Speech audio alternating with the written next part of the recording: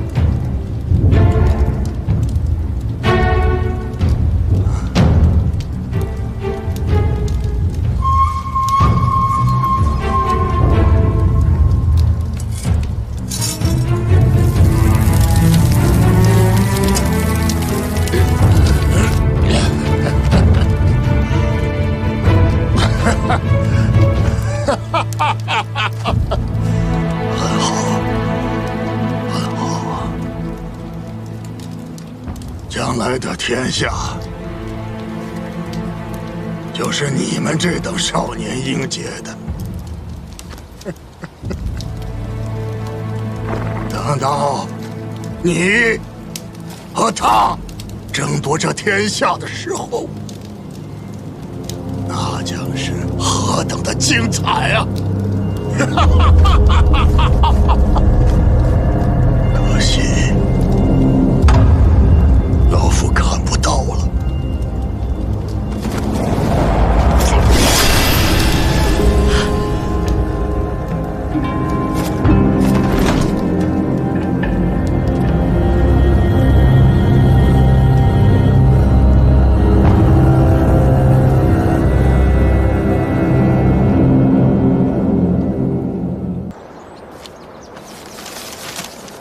怎么样，桃子姑娘，我买对了吗？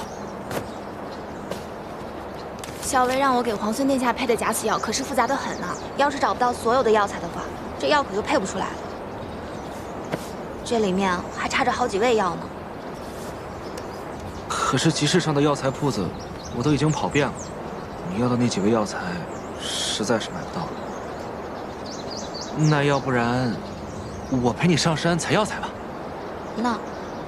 我前些时日呢，配制了一副毒药，只要人沾到身上啊，就会奇痒无比。我倒是把解药给研制出来了，就是苦于还没有人来帮我试试，不知道到底有没有用。那我来试。这可是会很痒的，我可没跟你开玩笑。万一我那个解药不管用，你至少会痒上3天3夜的。没关系，桃子姑娘，我相信你。行，那就这样，既然你都帮我试了解药，17郎要的药材，我一定尽快给你配好。好。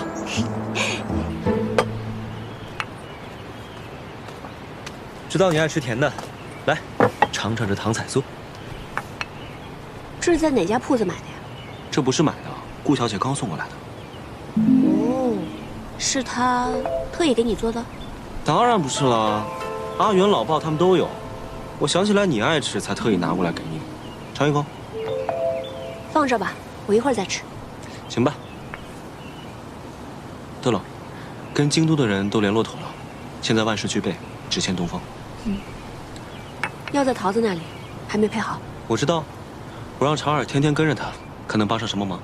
你让谢长儿给桃子帮忙，我看别是添乱才好。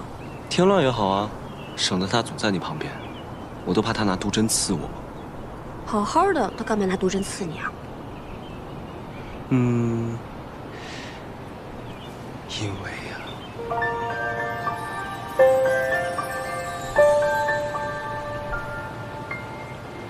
咱们拔营吧。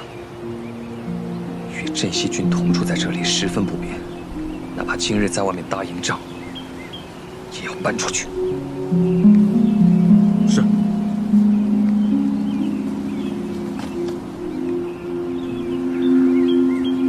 哦，我突然想起来了，我们家公子啊最爱吃这个点心了，我现在就给公子送去。哎，我特意给你拿的点心，你怎么送别人呢？那不也是别人送给你，你才拿来给我的呀？哎，哎，哎，哎！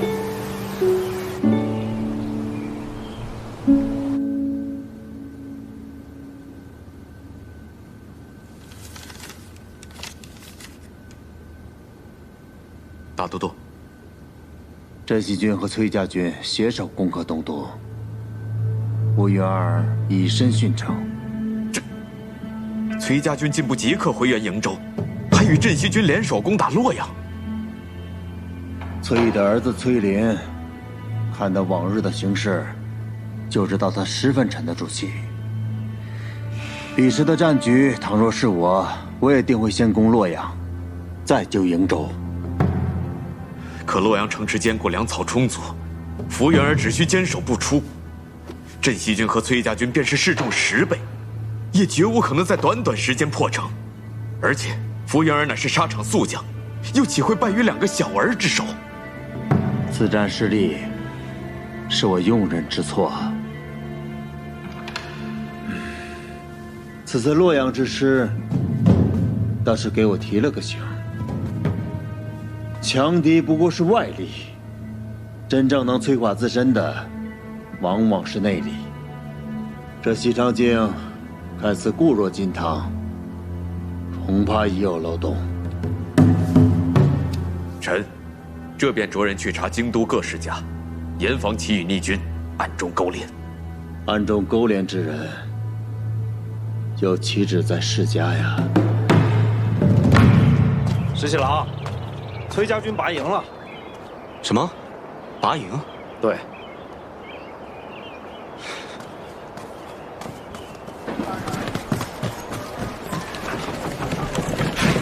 小魏，都已经收拾差不多了。我去河边走走。哦，我陪你一起去。不用了，你先忙吧。好。里面东西都收快一点。是。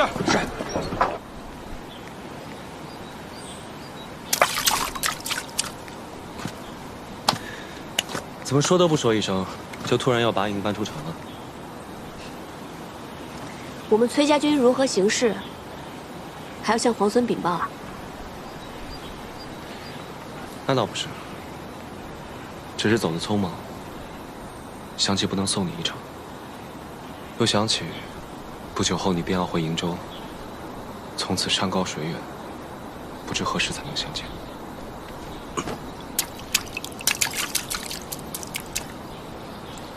那我答应你，等我回瀛州之前，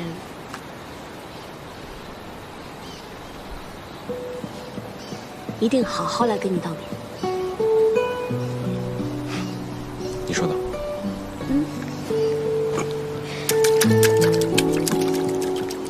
这是怎么兰关，狼特别多。每一次出城遇到狼时，我们便会随手捡起一块石头来打狼。日子久了，大家都学会了这项技能。每当闲暇的时候，便会在劳兰关河边打水漂。赢的那个呢，第一块烤羊肉便归他。听起来真有意思。想试试吗？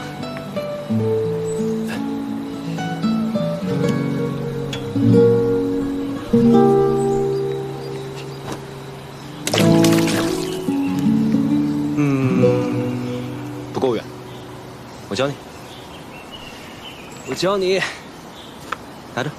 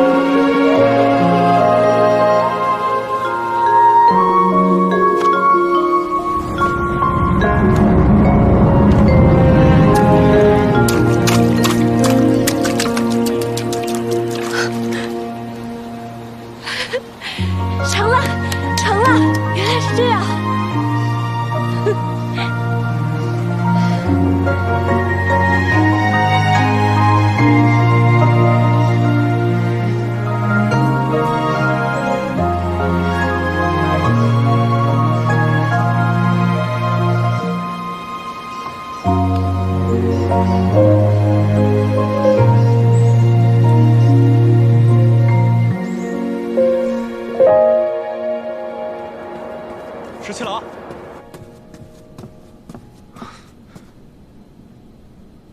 崔离来见过我。崔离，此人志大才疏，且小人无解，为了权势不择手段。怎么，他找你所为何事？他想联手我们击杀崔林。小裴将军，在下有意与镇西军联手，击杀崔林。你就不怕我把你绑了起来，送到崔公子面前啊？恕在下直言，就在杀崔林这件事情上，你我二人的立场应该是一致的。从望州到洛阳，我那个堂弟应该没少给你们添麻烦吧？如若没有他，粮草你们有了，这城池你们也早就拿下了。小裴将军，你难道就没想过斩草除根，除掉这个心腹大患吗？在下可以向你保证，等崔林死后，这崔家军由我节制，到时我一定拥戴皇孙，以镇西军马首是瞻。事成之后，洛阳由我节制，如何？张口便要洛阳，你胃口不小啊！小裴将军，这洛阳由在下节制之后，镇西军便可长驱直入，直奔的西长境。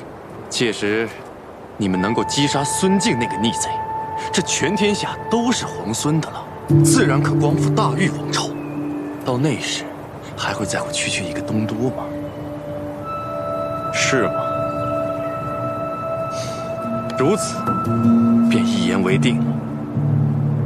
在下斗胆，还想向将军讨一信。什么信？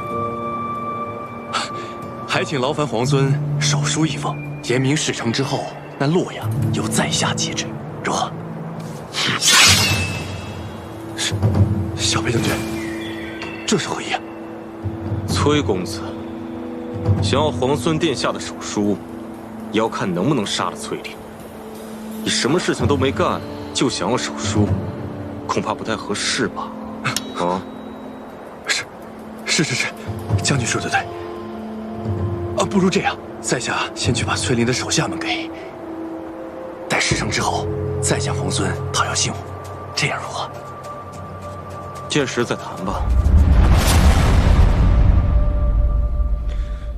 此等小人，必须告知崔林，让他提防一二。石七郎，我知道你要说什么，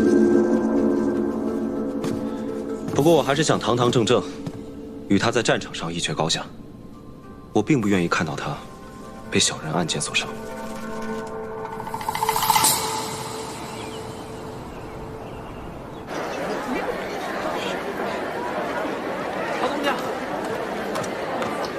桃子姑娘，这个是十七郎给何校尉的。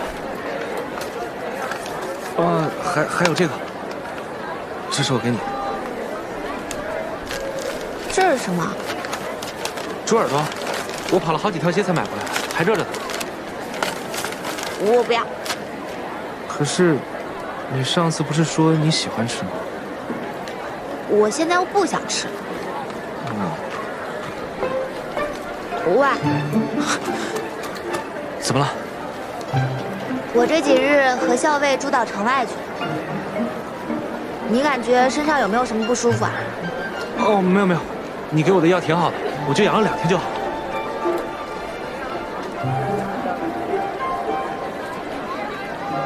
那，这个给你，每日涂3次，这回的药包管灵验。谢谢桃子姑娘。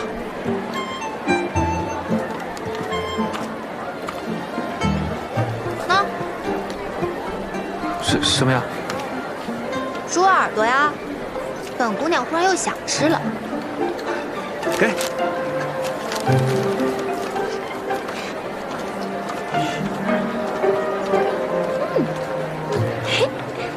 姑娘家真奇怪啊。校尉，皇孙殿下的信。你怎么这么高兴啊？没有啊，我有什么可高兴的？难道不是因为耳朵？什么耳朵？那不是猪耳朵吗？校尉，取笑我，我不给你吃了。阿莹，闻得崔家军中有叛者，欲谋崔公子性命，恐有利害阴谋。你与公子左右多加留意，有别后珍重。从今日起，再增加1支亲卫保护公子。此去瀛州，行军路途复杂，务必要保护好公子的安全。是，属下这就去办。阿莹，怎么忽然想起来要增加我的护卫了？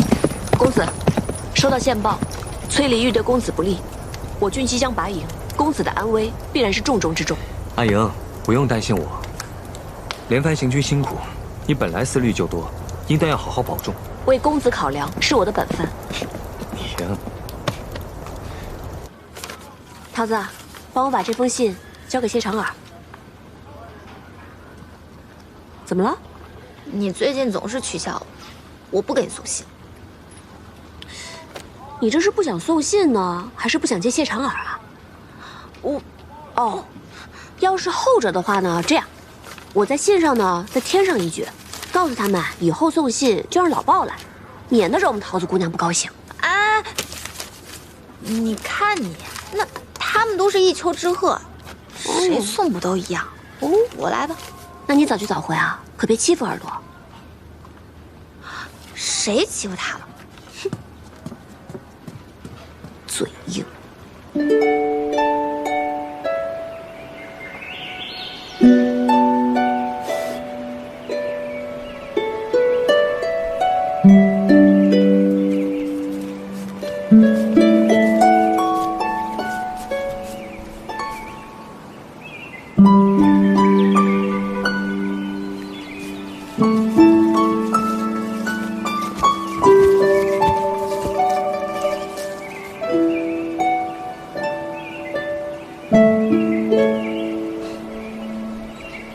皇孙，这是睡着了？何校尉要再不来，我怕我要睡到晚上才行了。沐天席地，17郎真是到哪儿都能自在逍遥啊！自是因为此刻清风为善，草木为香呢。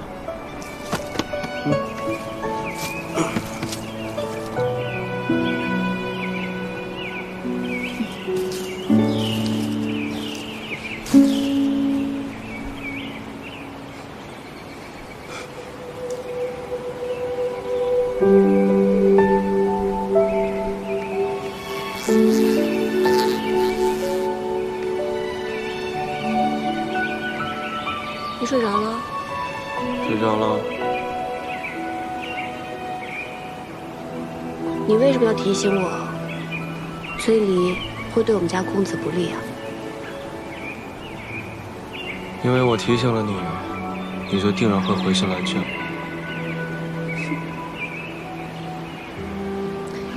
若是我偏偏就不约你见面呢？那就我约你见面呗。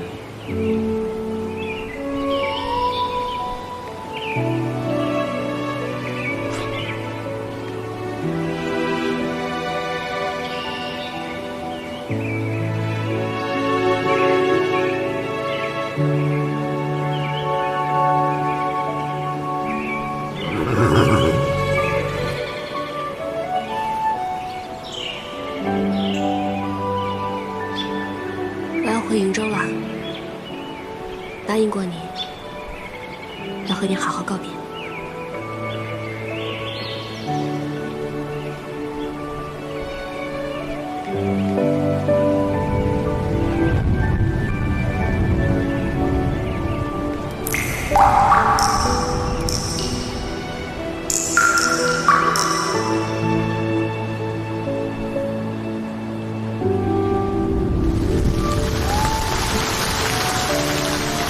下雨了，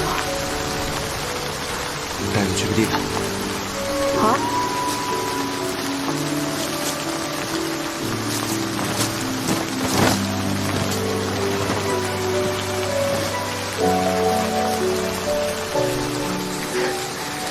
没想到皇孙还准备了这么一间屋子。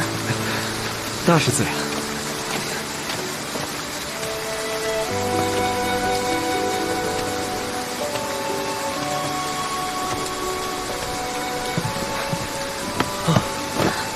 还好有这个屋子躲雨，要不然我们就成落汤鸡了。皇孙落汤鸡的样子，我又不是没见过。巧了，姑娘落汤鸡的样子，我也见过几次呢。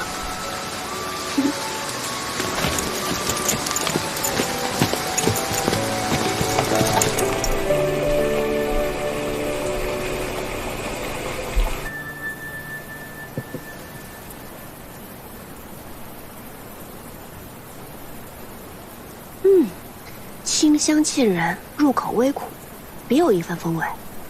这是竹叶茶吗？没错。民间呢，常以竹叶为煎，代做茶饮。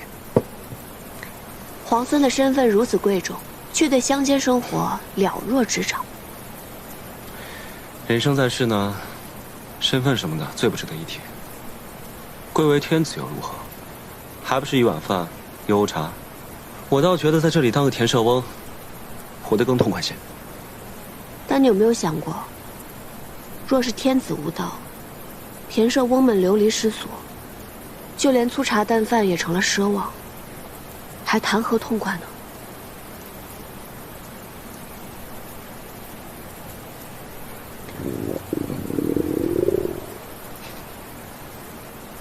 也不知道这儿有没有一碗饭，可以填饱我们田舍翁的肚子。都准备好了。这是好。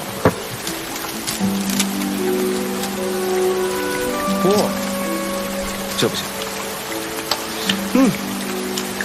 我厨艺不精，如果你不嫌弃的话，我给你露两手。石七郎亲自下厨，我岂敢嫌弃啊？不过，我好像什么都不太会。哦，生火我应该行。好，就这么定了。我来看看啊。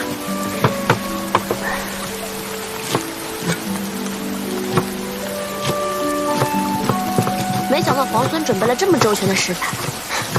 我怕你肚子饿呀。嚯，你还真的会烧菜啊？这有什么的？我们在劳兰关，洗衣、打猎、缝纫、做饭，不都是自己来吗？那你在劳兰关的时候，没有带侍婢吗？我要带侍婢的话，与我在京都王府里的生活有什么分别啊？身为皇孙，却不喜欢王府锦衣玉食的生活，倒是有趣啊。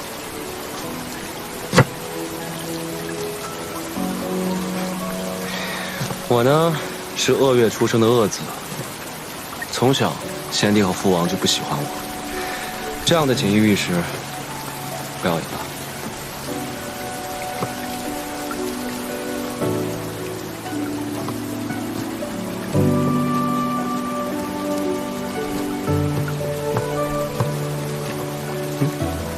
抓风箱烧火呀。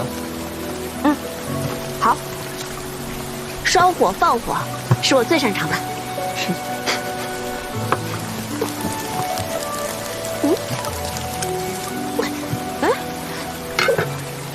拉香烧火呢，也要讲究技巧的，要慢慢的这样推进去，再慢慢拉出来，慢慢推进去拉出来。还有呢，我试试。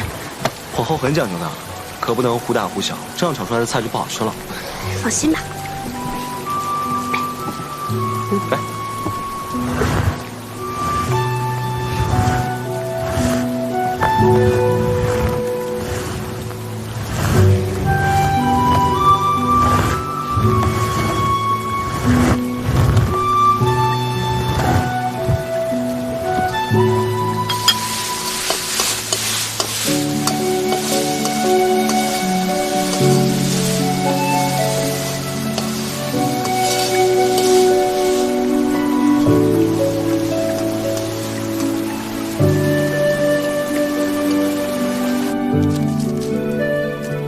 来啦，米饭来了，行，吃吧。嗯，这么粗茶淡饭的，你还跑去摘野花？私事陋室，唯吾德馨。十七郎，这顿饭可是你认真做的，怎么能随便对付过去呢？菜色简陋，委屈你了。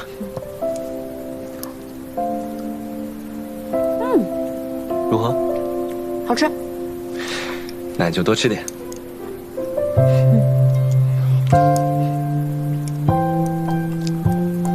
你不怕我在饭菜里下毒啊？当然怕了。所以刚才我在烧火的时候，已经放了毒液。皇孙，你现在已经中毒了。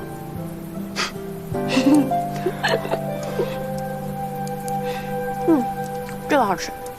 嗯，这倒是我拿手的。啊，这个你再多吃一点。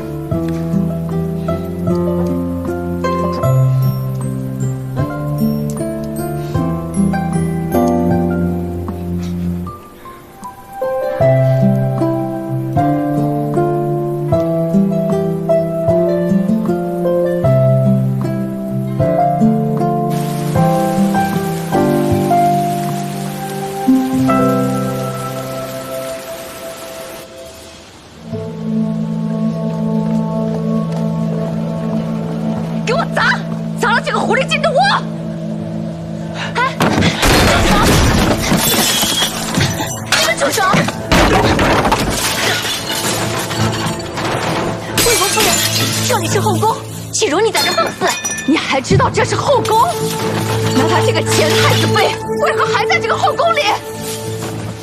就是你这个狐狸精，魅惑大都督，祸国殃民，就是你害得我弟弟被俘，我今天非撕了你这个狐狸精不可！还我弟弟！放手！我是杀了你！你混混大都督，还我弟弟！我今天非杀了你们！大都督到！你放开我！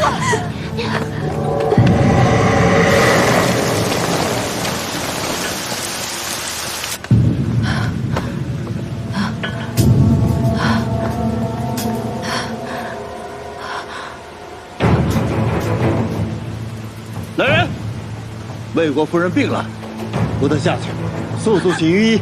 是。大都督，放开我！大都督，大都督，给我退下！大都督，如何？你受伤了？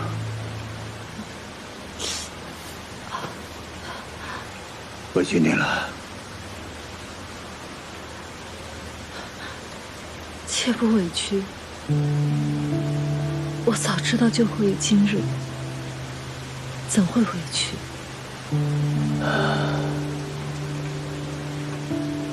这几日，我一直在想，当年我若是带你一走了之，那又会是什么样子的？想当初，我在城外的十里长亭，足足等了你1日。直到太阳落山，也没见你来。我就知道你再也不会来了。虽然当时我已经被选做了太子妃，但是只要你愿意带我走，我是可以跟你远走高飞的，隐姓埋名，哪怕做一对贫贱夫妻，我也甘之如饴。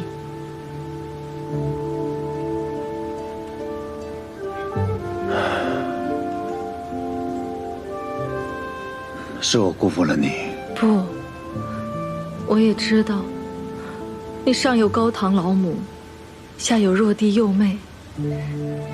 若你真的待我一走了之，那就是满门抄斩的大罪。我如今罪孽深重，可是只要想到和你在一起的日子，哪怕是偷来的，只要能和你在一起，不管别人骂我还是唾弃我，我都是那么的高兴。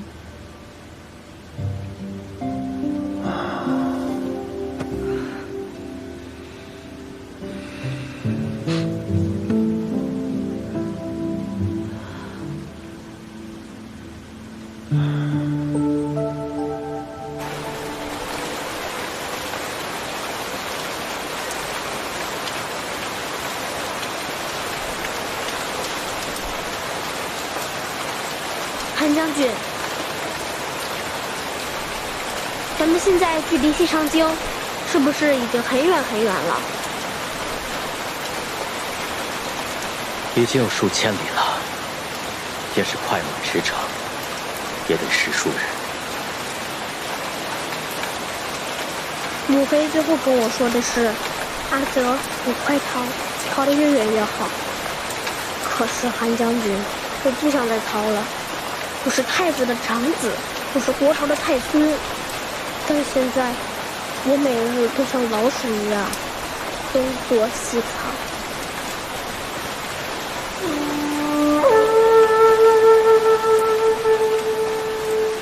臣给殿下讲过韩信将军的故事，也讲过越王勾践的故事。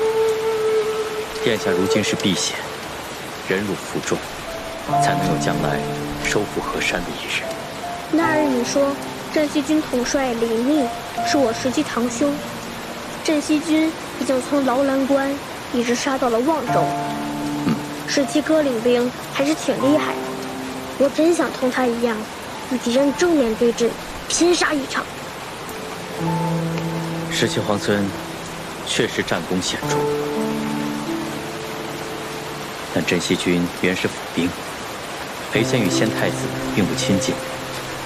殿下如今身份贵重，哪怕是血脉至亲，也不能轻易相信。何况梁王殿下还被尊敬扣在西长京，只怕李逆有所顾虑，所思甚多。韩将军，那我们什么时候才能回到西长京呢？定有那日的。臣一定护送殿下重返西长京，浩浩荡荡，堂堂正正。自从孙敬起兵，我离开平凉后，就再也没有这样一个下午可以如此安逸。能遇知己，在屋檐下赏雨的这份闲心，更难得。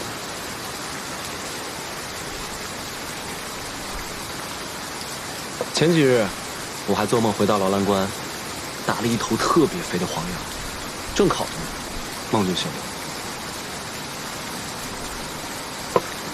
我很好奇，劳兰关真的有那么好吗？值得你如此念兹在兹？行无辙迹，居无仕路，岂不快意？日后，我邀你同我一起去劳兰关，你可愿意？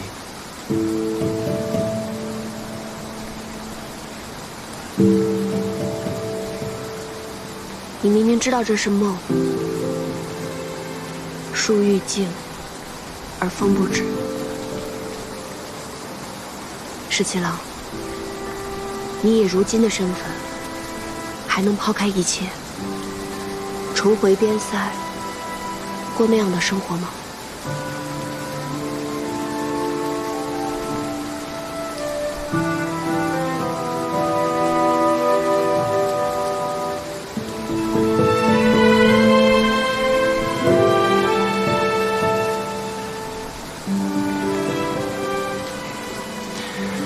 难得有一场好雨，将你我困在这里。雨停之后，又该各奔东西了。我们说些别的吧。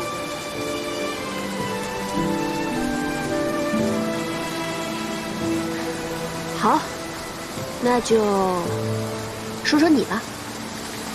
你小的时候是不是特别顽皮呀？何止顽皮，简直顽劣。我父王打我的藤条都不知道断了多少根呢。看来梁王殿下这番苦心管教，这收效却是甚微啊。我倒不怕挨打，我就怕念叨。我娘生我时，难产而亡，整个王府之中，只有董王妃对我十分照顾。我父王又不喜欢我，我的2位兄长都仗着父王的偏心，总让我顶包挨打。日子久了，父王就更讨厌我，见到我就皱眉。真想不到，你还受这样的气度。我那2位兄长都是董王妃所生，我娘是董王妃身边的侍女，听说从前一不多宠，幸好董王妃对我娘十分照顾。我阿娘过世之后，又是董王妃抚育我，为着王妃，我也就万事不与兄长们计较。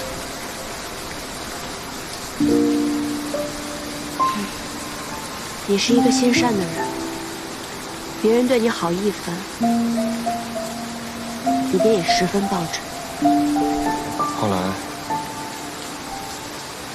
董王妃病故了，我在家中了无牵挂，也厌倦了在京都的生活。我宁可戍边保家卫国。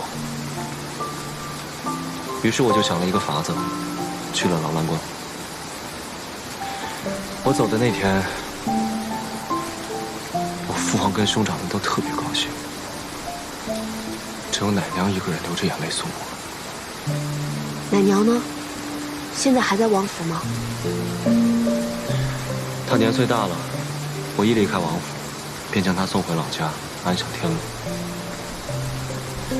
也幸好离开了京都，只是许久未见，不知她是否康健安好。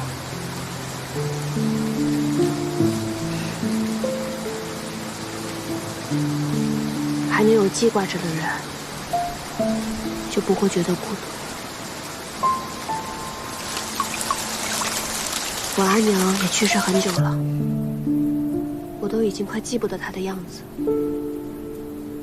但每次想到她，都觉得她在陪着我，我也不会觉得孤单了。你小时候是什么样的人？我真想象不出来。我猜你一定是个人小鬼大、难缠至极的吧？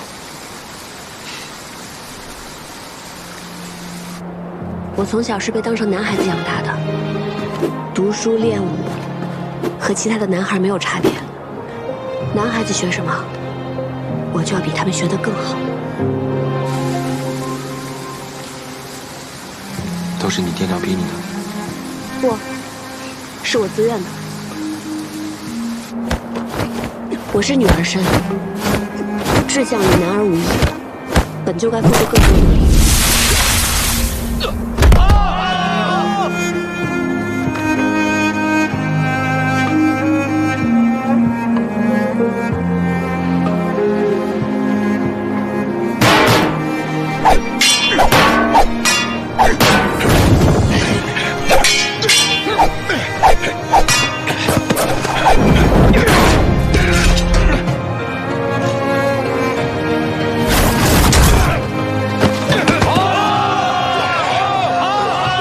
起3更，睡5更，要比旁人流更多汗，甚至流更多的血。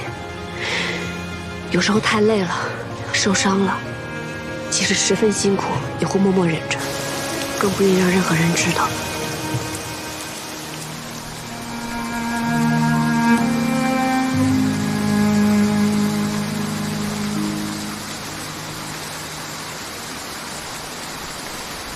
在想什么？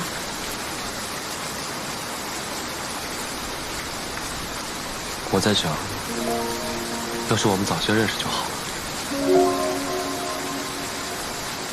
为什么？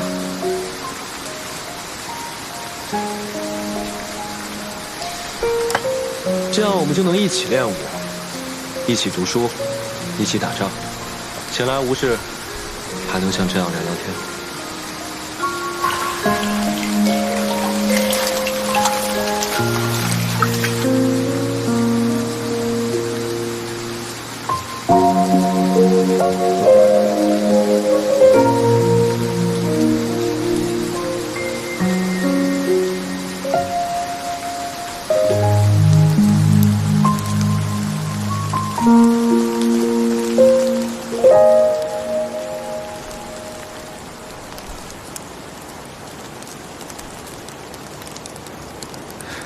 这么快雨停了。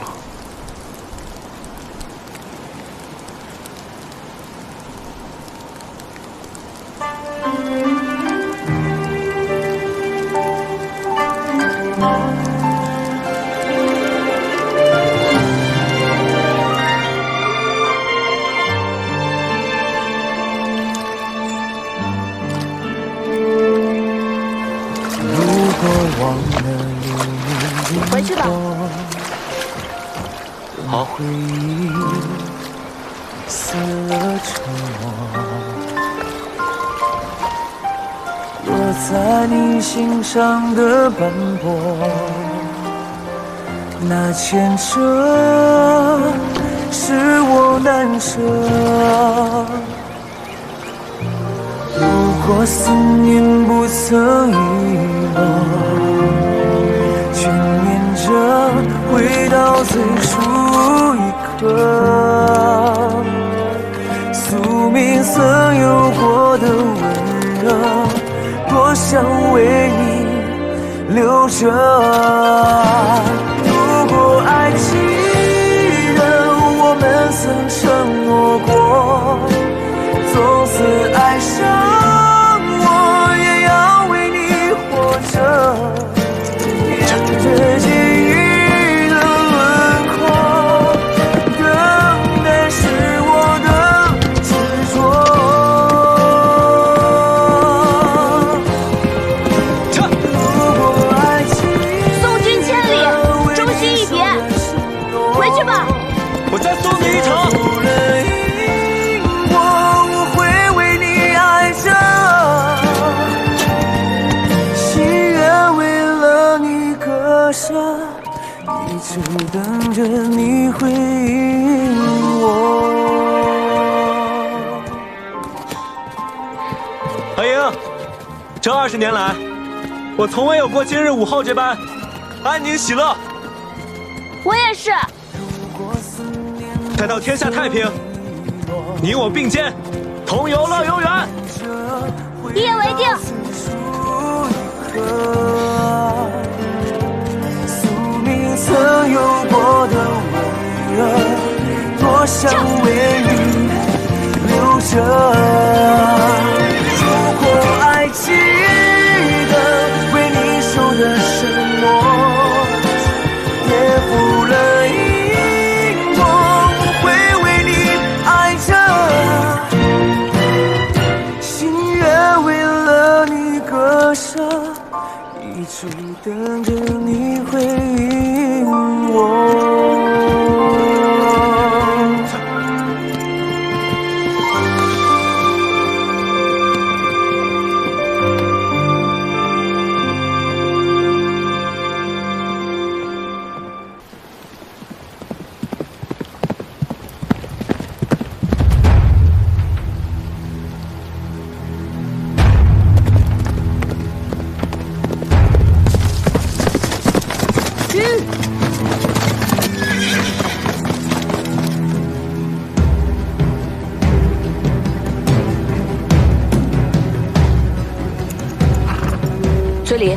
为何拿我？勾结外贼，勾结镇西军，怎么还不认罪吗？证据呢？这就是镇西军的李逆写给你的密信，你私自将瀛州被围之事一五一十地告知了镇西军，这信上写的是清清楚楚。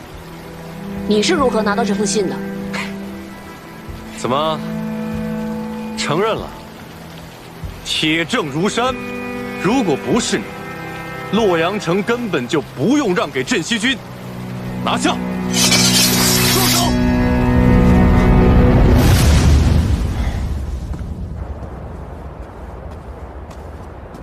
石七郎，你可算回来了。出什么事了？接到军中情报，李俊和李兰已经率军兵临洛水。看来，这孙敬早就撤出了围困我兄长的兵马。我那2位兄长，果然是不负所望。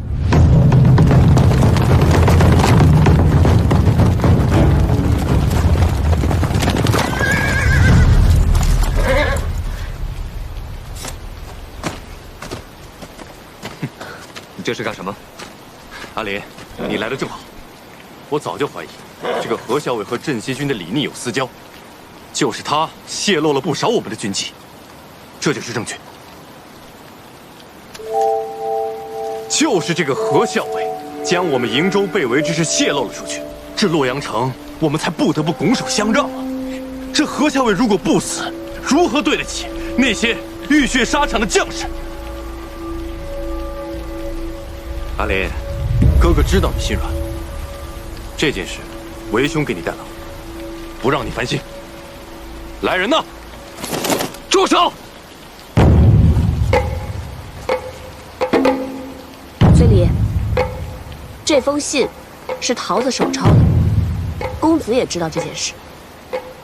何校尉近日在军中发现有异动，将此事禀明我之后，刻意写了这封信作为诱饵，只是为了看看谁会上钩。你这是设计陷害我！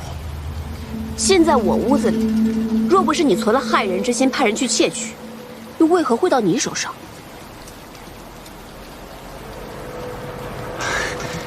阿林，我这么做实在是因为他所作所为太可疑了。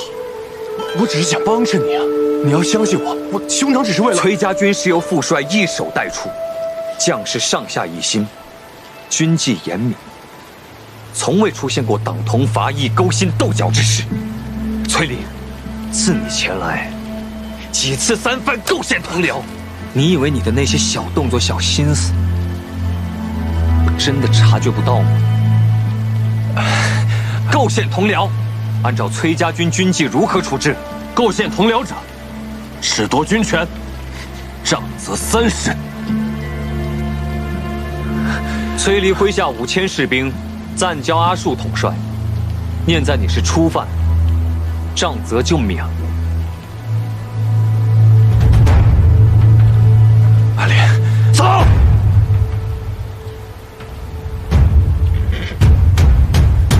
这次啊，借机收回了崔离的兵权，想必如今他也翻不出什么浪花来了。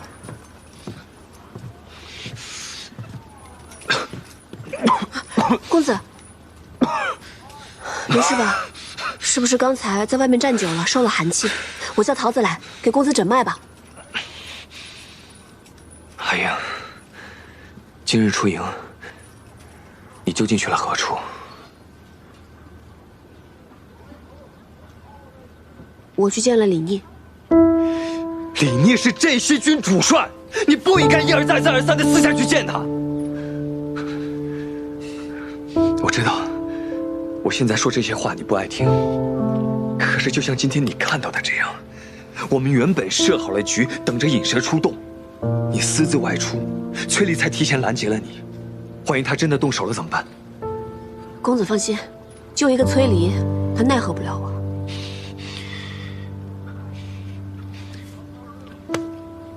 哎呀，我知道你胸有成竹，可是刀剑无眼啊！如果你真的受伤了，你让我如何放心？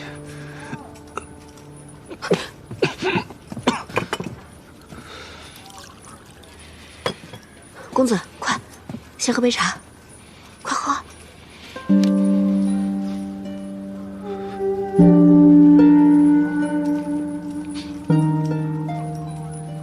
好点吗？阿莹，你知道吗？其实，你在我心里比什么都重要，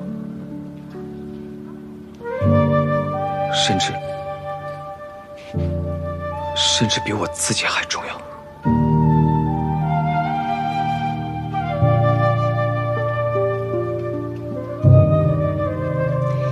你我从小一起长大，我一直都把你当作兄长看待，所以于我而言，你也很重要。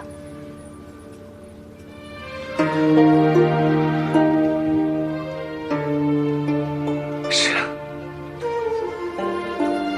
你我情同兄妹，说这些话，反倒生分了。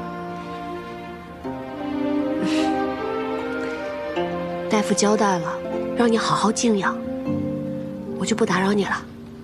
你好好休息一下。好。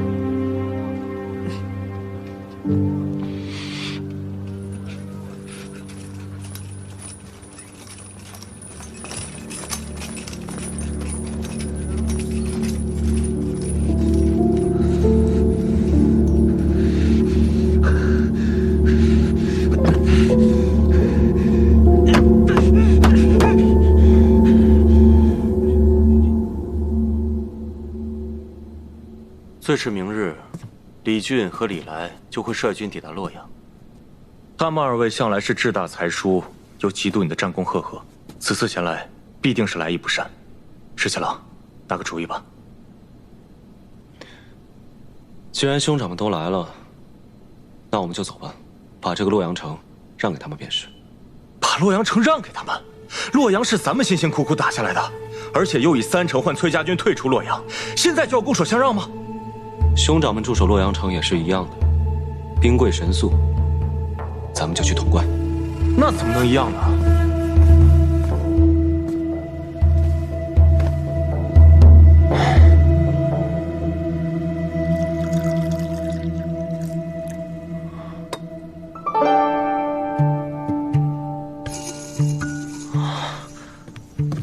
我明白了，潼关地势险要，北抵渭水，南临秦岭，东入中原，西进关中，而且扼西长京和洛阳的驿道，兵家必争之地。孙敬一定想不到咱们会放弃洛阳，打他个措手不及。拿了潼关，就犹如扼住了西长京的咽喉，距离攻破西长京也就不远了。哎呀，这样最好了。只要潼关在我们手上，他们二位就算是有所作为，也是进无可攻，退无可守。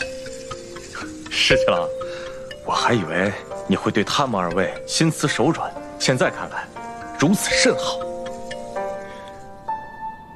我的确是为我那2位兄长着想，他们好大喜功，又容易得意忘形，不如就让他们在洛阳城里面待着，免得万一他们又中什么圈套，我还要费尽心思去救他们。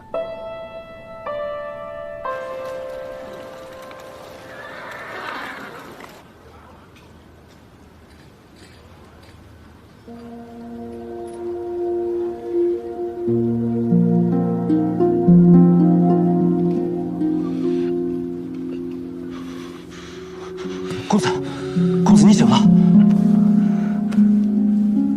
何校尉呢？啊，他昨晚都在自己的营帐中，未曾出去。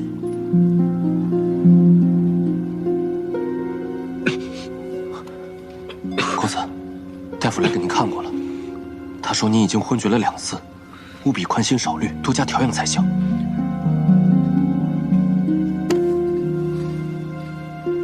我知道您心里还放不下何校尉。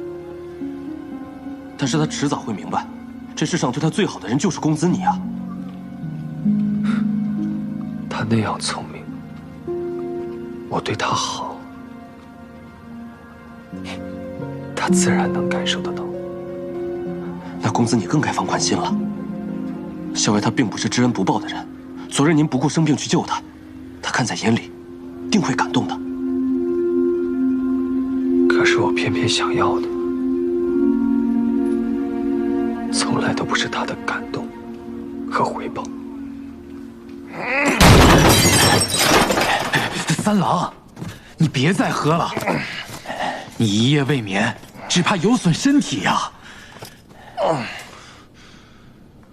好你个崔林，联合何氏设计骗我，逼我交出了军权。眼下看来，他们已经对我起疑了。日后再想行事，怕是不易了。三郎，刚刚接到密报，镇西军那边又给何氏送信了。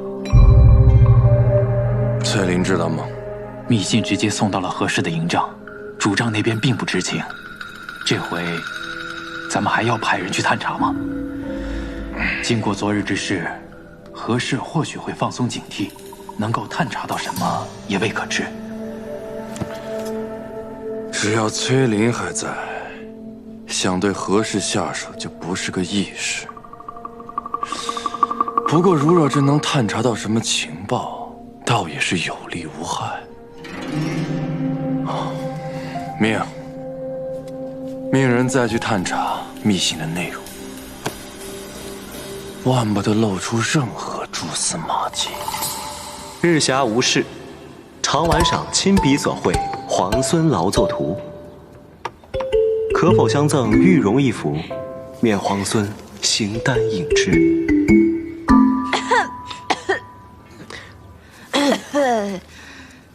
哎，校尉，你不回信啊？这么着急做什么？我不着急啊，这个信又不是写给我的。哦，你不着急，这样我先处理会儿公文，你先去休息会儿吧，不用陪着我了。我是不着急，但是那个送信的谢长尔他着急。这么晒的天气，人家早回去了吧？哎呀，你不知道，那个人是个死脑筋。你要是不回信，不跟他说的话，他一准还在外面等着呢。小伟，那我可就告诉他了。我去了，我真走了。等等，既然你这么着急的话，那我就回上一封吧，免得让我们桃子姑娘白白跑一趟。好，我等着。校尉，事后来报，镇西军已经撤出洛阳，梁王长子临淄王李俊率军入城，最迟今晚，梁王次子会稽王李来也将率军抵达。知道了。真没想到，李皇孙对两位兄长还真是挺大方的，说让就让了。不过校尉，皇孙退出洛阳以后，那是要去哪儿？他在信里说了吗？信上当然不会说这些话呀。信上不说这些，那你们都聊些什么？哼，闲话而已。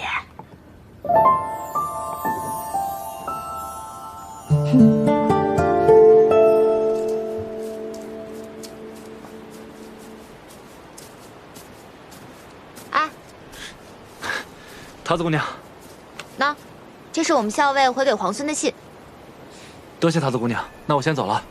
啊？你这就走了？那不然呢？那这什么？这是本姑娘亲自调配的金疮药，外面可是买不到的。我想着你平常行军打仗的，总会有些磕磕碰碰的时候，你用了这个，保证好得快。谢谢桃子姑娘，你真好。你说什么？我走了。谢谢了。傻子。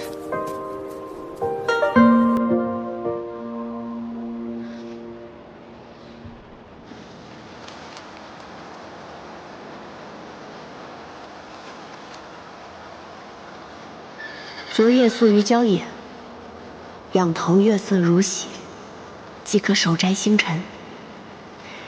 前日于东都朱雀街购入干果，其味甚佳，嚼之如碎玲珑，可伴漫漫长夜，与君共赏。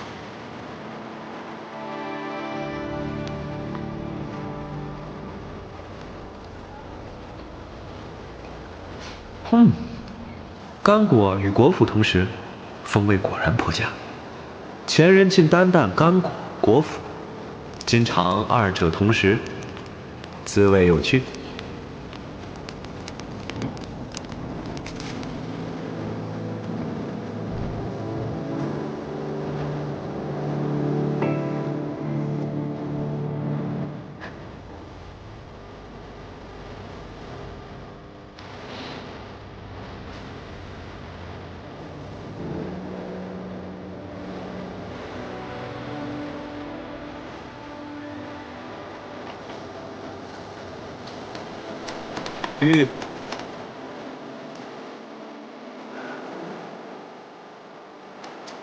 金尘跃马过水涧，闻香而去，见野桂一株。饮香浮动，独赏此景，深有抱憾。遂取花蕊数朵，以托一纸染香，盼来日同赏。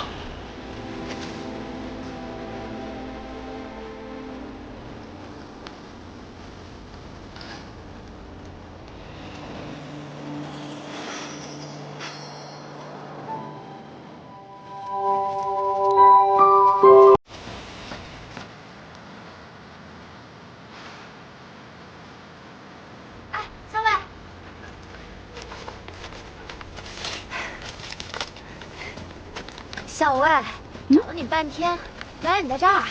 怎么了？也没什么，就是想问问你，今天还写回信吗？又是怕那个谢长耳着急啦？不是，我跟他约好了，以洛阳为界，在那儿互相传递书信。以洛阳为界？这是你的主意，还是谢长耳的主意啊？那只耳朵说是他家17郎的主意，约在洛阳，免得行军途中互相找人不便嘛。这个谢长耳在两军之间送信，只要记住他抵达的时辰，再测算出马匹脚程的速度，就很容易猜出镇西军现下行至何处。这个李皇孙也太狡猾了。小伟，也就是你，能猜得出他那些弯弯绕绕的心思和用意。那这么说，我也很狡猾啦？不是，你那是聪慧。那还写回信吗？还不知道。这个怎么会不知道呢？写不写回信？就是不知道。写不写回信？写一个。有人进去了。桃子，走，咱们去散个步。小伟，咱们不进去堵那个奸细一个正着。无妨，与李逆通信就是想调出这个奸细。既然他们已经上钩，在做蠢事，让他们做吧。三郎，这是李逆写给何氏的信，属下想了法子，偷偷一字一句誊抄的。干果与果脯同食，风味果然颇佳。今尝二者同食。这都是什么？依属下愚见，李逆与何氏都是心机深沉之人，此信乍一看平平无奇，实则用了暗语将机密藏于其中，所以何氏才为找隐秘之处藏起，就那么放着，也不怕被人看去。这其中干果一句，定是他们约好的暗语。有理。那咱们找些人来破解一二。当然。自君一别，虽数日，犹数年，未尝有此滋味，甚是牵挂。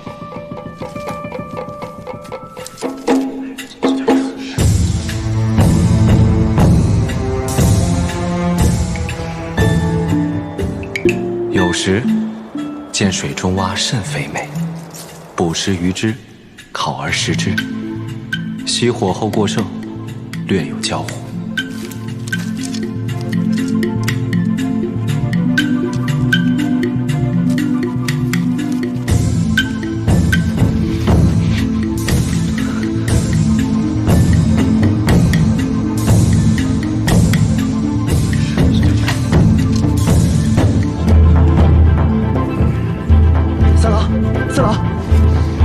数人之力，终于弄清了这何氏与李逆之间通信的秘密了。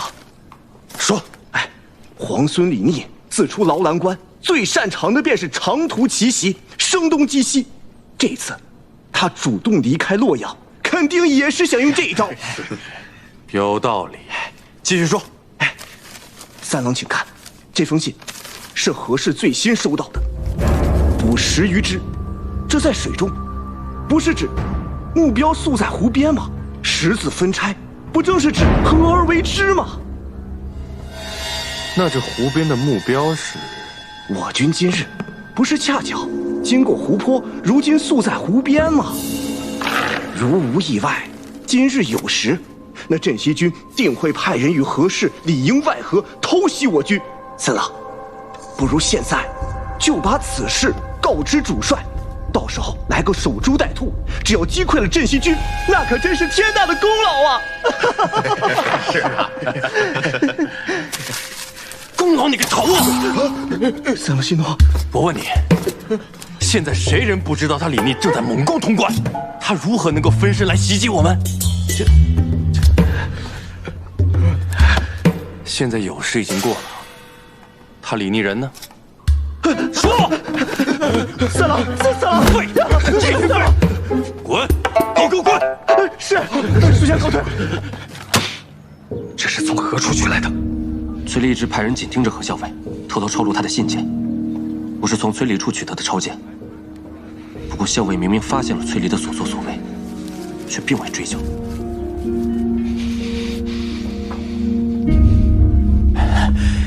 三郎息怒。属下忽然想到一件要紧的事，上一次何氏以信件为饵设计咱们，如今回想起来，时机很巧，恰好是在你去见了裴元之后。你是说，那裴元与我见面之后，还把那件事告诉了何氏，二人联合设计引我上钩？就在杀崔林这件事情上，你我二人的立场应该是一致的呀。想要皇孙殿下的手书，也要看能不能杀了崔林。看来这个李逆和何氏关系匪浅，如若不然，此等机密之事怎么可能告知于他？之前还想着借李逆之手除掉何氏，现在看来，他不仅不会帮忙，还会与我为敌呀！三郎莫急，如今据守洛阳的已是李逆的2位兄长李俊、李来，他们向来与李逆不睦，我们何不与他们联手？如此一来，还能解我们没有军权之困。妙计。潼关天下雄起，易守难攻。李逆率军苦战6日，与裴元身先士卒，终于攻破潼关。臣要恭喜太孙殿下，镇西军继光复东都之后，不日已攻下潼关。潼关，那距离西长京已经不远了。是的。距离西长京已经不远了。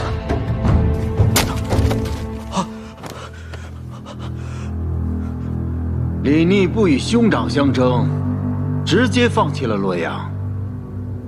500里奇袭，强攻潼关。哼，岱州出好笋呐！这个梁王果然生了个好儿子。也罢，梁王的3个儿子现在已经到了左近了。他这个做父亲的，在京中耽搁已久，也该给儿子们写封信了。坐。哎，石七郎，战事如何？坐。如今大局已定，穷寇莫追。你呢？怎么样？我这个呀，皮外伤。好啊，咱们熬了这么长时间，终于把潼关给咬下来了。我听我爹说，潼关号称第一锁要，开国100年来没有任何一支军队可以把它攻克。以后在国朝史书上，咱们镇西军也可以留下一笔了。如今攻守易势，你呢？接下来应该发愁该如何守住这潼关了。石七郎，这世上哪有第2个镇西军，哪有第2个石七郎呢？那这世上也没有第2个勇猛无比的裴元了。哎，别这样说啊！但是石七郎，我有个问题，你明知道不可为，为什么还要写信给会稽王还有临淄王，让他们一起合围西长京呢？我那2位兄长啊，被我父王惯得跟倔驴一样。你呢要往西，他们就偏要往东。我不希望在当头这个时候，他们为了抢功劳，擅自出兵闯祸。当然要给他们写封信约他们合围。这样一来，他们肯定不会听我的，自然也就小小丁丁按兵不动了。所以这叫指东打西，反其道而行。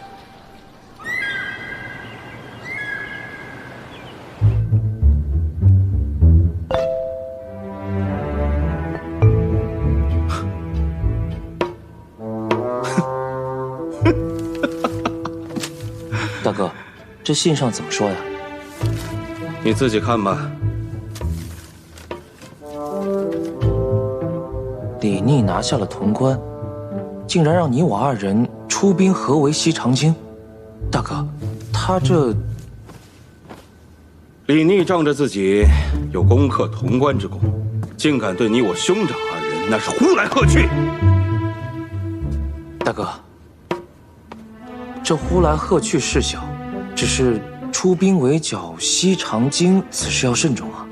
只怕他是要借我们的兵力，给他做嫁衣啊！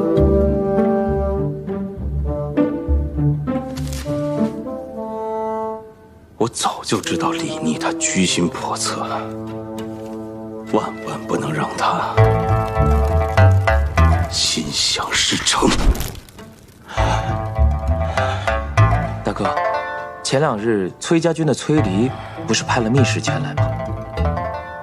你是说，大哥，我觉得我们可以借兵给崔离，因为崔离借兵是想要杀崔林而嫁祸给李逆，如此他定会成为大哥手中的一把尖刀。公子，回来了，这一路辛苦你了。父帅身体如何？大将军一切都好。只是听闻崔离公子擅自前来，并干涉军务一事，也十分震怒，命我将令牌带回，交给公子。太好了，有了这块令牌，就可以让崔离转回营州，也不必担心他在节外生枝了。那个崔林居然千方百计要到了伯父的手令，命我即刻赶回营州，不得追随大军。好你个崔林，竟然如此忌惮我！千方百计要调走我。三郎息怒，洛阳那边回信了，不如先看看信上怎么说。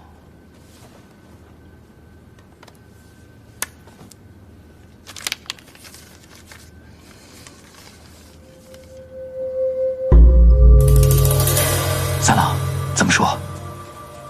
李俊已答应派兵助我击杀崔林。一旦事成，便封我为魏阳大将军。恭喜三郎，恭喜大将军！只要崔林一死，由我统帅崔家军便是顺理成章。届时，再把一切的事情都嫁祸给李逆，一箭双雕，天衣无缝。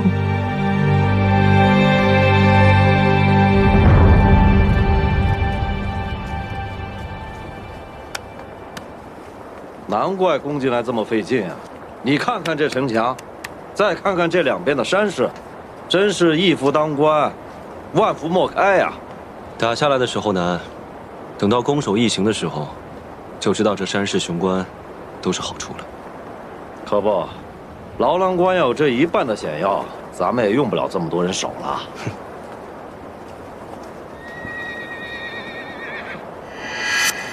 哟，是不是又有信来了？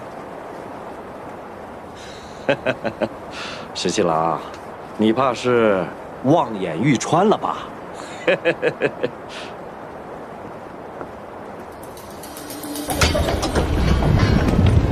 报！西城进信使到！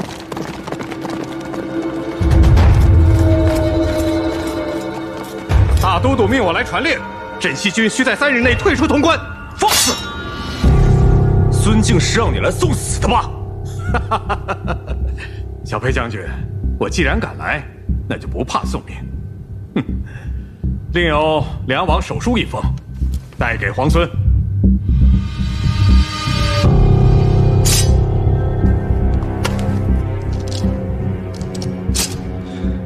若要是执意不退兵呢？若是不退，那3日之后的午时，皇孙便备好丧服，为梁王服丧吧。想来我父王必定写了3封信，另外2封已经送去洛阳，给我那2位哥哥了吧？是，就是不知皇孙和2位兄长相比，谁更有孝心一些？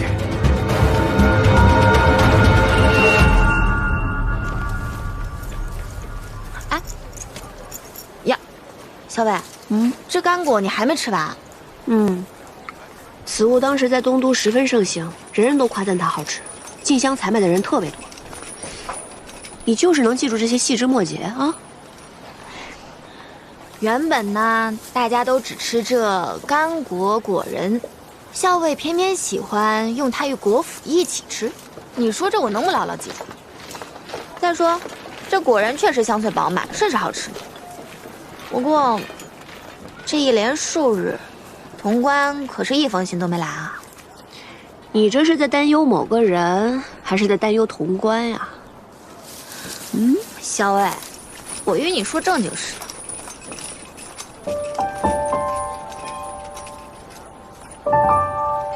大概京中出事，他也没心思写信了吧？校尉，他是谁呀？他是谁啊？哎，他是谁啊？他是谁啊？吃干果还堵不上你的嘴啊！不说了，不说了。他是谁啊？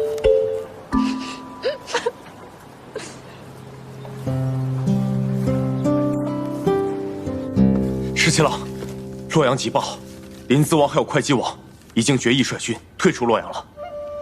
我的这2位兄长，从小便很孝顺，也不怪我父王一直疼爱他们呢。哼，洛阳本来就是他们从你手中占到的便宜，他俩当然不会肉疼。只不过现在，我们就进退两难了。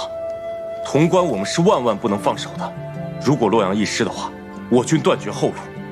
但是那个孙敬他真的是心狠手辣，如果我们不退兵的话，他真的会对梁王殿下动手的。石七郎，怎么办？石七郎，我朝天子乃至庶人，纲常伦理，以孝为本。如果我们拒不退兵的话，梁王真的惨遭孙敬杀害，到时候肯定会朝野哗然的。那些旧臣还有齐王之师都会对我们离心离德。石七郎，到底现在该怎么办？小姐，你不能去，你要是去了，岂不是送死？秋翠，你就别拦着我了。我在家中本就不得父母宠爱，在并州又险些丧命。若不是皇孙出手相救，我此时恐怕已是一抔黄土。他救我的时候，如同天神一般。彼时我就心想，或许这就是我应遇之人。为了报答他，哪怕粉身碎骨我也愿意。可是小姐，你从小就命苦，如果真的因此送命，只怕连个真正心疼你的人都没有。小姐，我想跟你一起活着回西长京。李皇孙先下洛阳，再克潼关，势如破竹，明显并非池中之物。他日必有一飞冲天之事。皇孙此人重情重义，若危难之时出手相助，皇孙必会刻骨铭心，涌泉相帮。我若在此时能帮上他，还愁他日在府中没有立锥之地吗？此事不搏，更待何时？小姐，你怎么突然像变了个人似的？从前你不争不抢的，有时下人势力都还不许我替你出头。秋翠，以前我不争不抢，是因为没有争抢的实力，更没有争抢的机会，徒劳无益，又何必呢？以后你就是我的心腹之人，也要学着多看看，多想想，什么时候应该出手，这才是聪明人的做法。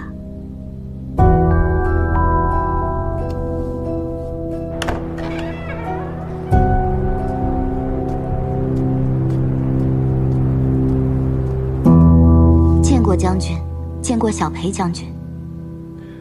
顾小姐多礼了。婉娘有一桩机密事情，想要与将军商议。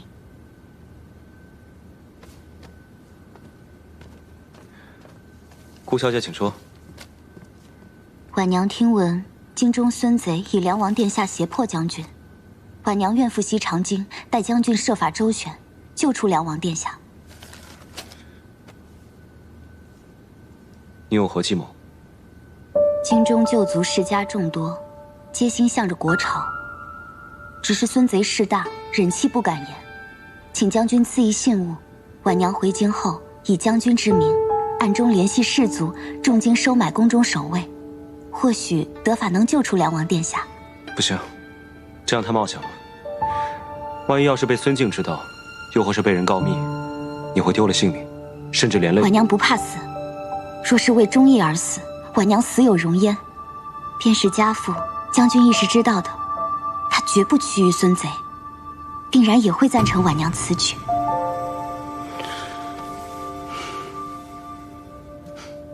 多谢顾小姐忠义之念，京中早有布置，顾小姐放心。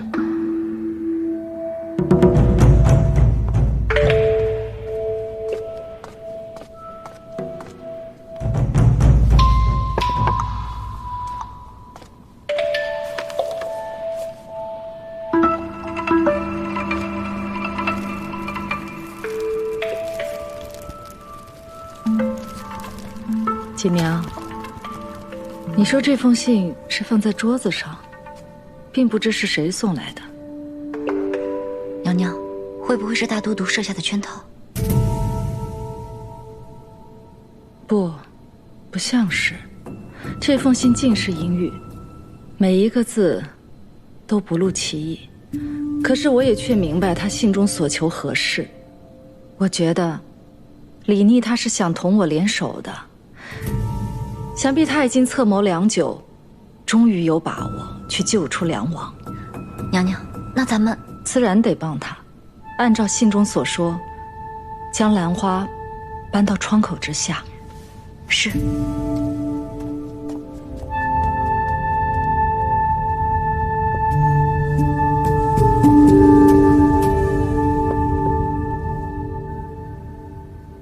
太好了，小姐，你不用冒险去西长京了。皇孙自然也有办法救出梁王殿下。皇孙虽未曾与我明言是何计策，但经此一事，我已经成了他信任之人。那小姐是打算？皇孙与那崔家军中何校尉往来颇多，似有情谊。幸好崔家军已经折返瀛州，日后相隔万里。我若是他信任之人，自然有办法使他与那何校尉渐渐疏远。如果小姐能嫁给皇孙，那可就太好了，府中就再也没人敢轻视小姐了。此时言辞尚早，不知道皇孙这次能不能救出梁王殿下？其实，能不能救出梁王殿下，对于皇孙而言，都是百利而无一害的。小姐，我不明白。如果能救出梁王殿下，那自然是皆大欢喜。皇孙日后用兵肆无忌惮。如果不能救出梁王殿下，孙贼若是杀了梁王，皇孙悲痛之余，其实也不必再投鼠忌器。哪怕朝野间对此有所议论，只要皇孙兵权在握，他日又有谁敢怪罪皇孙呢？皇孙既然喜欢聪明人，那么在他面前，我也就不必藏拙了。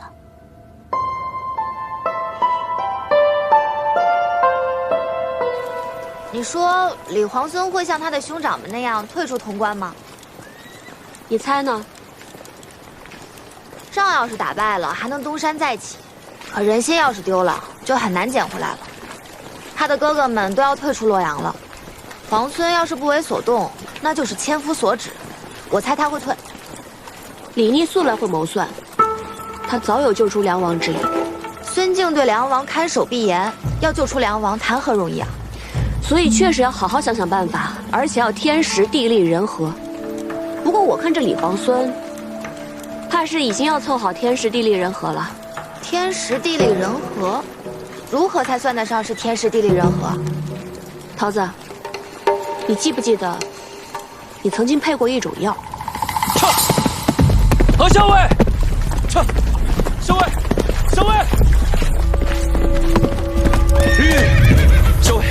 营中传来急报，公子请您回去议事。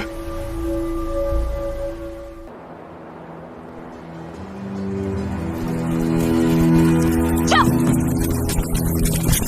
校尉回来了！公子，营中那边情况如何？夫人忽然病倒了。印鉴无误，信使呢？信使是父亲的亲信，他在途中遇袭受伤，把信送到后就倒地而亡了。公子，主伤是旧病复发还是中毒？信中没有任何提及。请公子准许我带一队轻骑即刻出发前往驰援。事关父亲安危，我与你同去。不行，大军还带着辎重，不便急行。你还是按照原计划带着大军回去驰援。再说了，你身体未愈，夜以继日的急行，你的身体支撑不住的。阿阳，我心意已决。您我一同带队轻骑先行驰援，无需争辩了。好。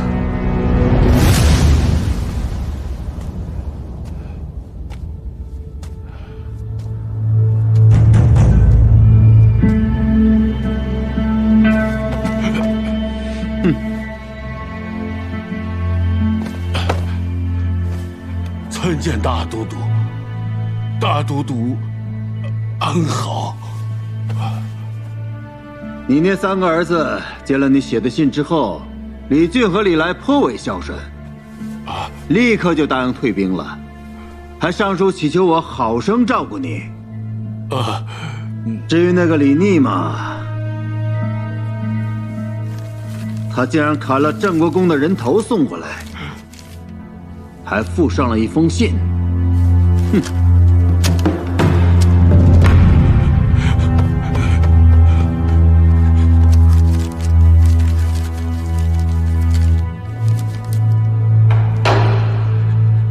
吾非嫡长，如杀父王，吾必称帝信之。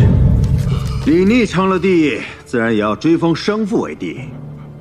梁王，这倒是一件大喜事啊！小王若有这般大逆不道的想法，天打雷劈呀！逆子害我，逆子害我呀！大都督明鉴，大都督明鉴，大都督明鉴，大都督明鉴。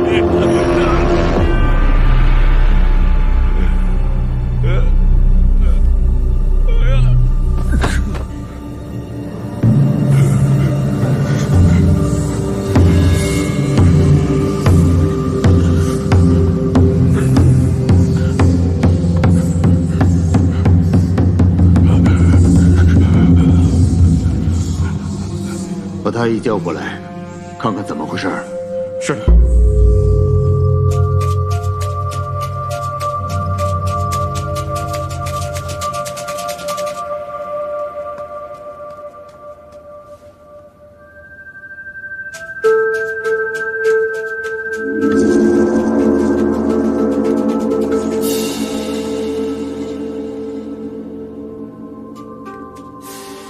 想法子让魏国夫人知道。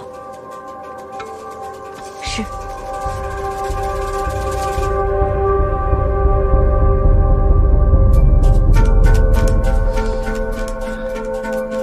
大都督，梁王素来体弱，又有心悸之症，适才急怒攻心，有卒中之兆。恐怕此病危殆呀。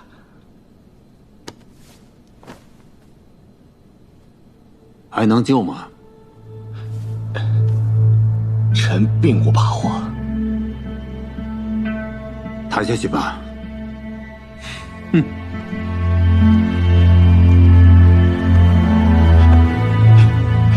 轻一点，哎，千万轻一点呀，别给颠着了，颠着会断气的。十七郎，十七郎，洛阳急报。事后所探，林思王手下的兵马有异动，一队轻骑携重弩出了洛水，不知所踪。不对，一队轻骑携着重弩，不像是离开洛阳，更像伏杀。他们想去伏击截杀谁呢？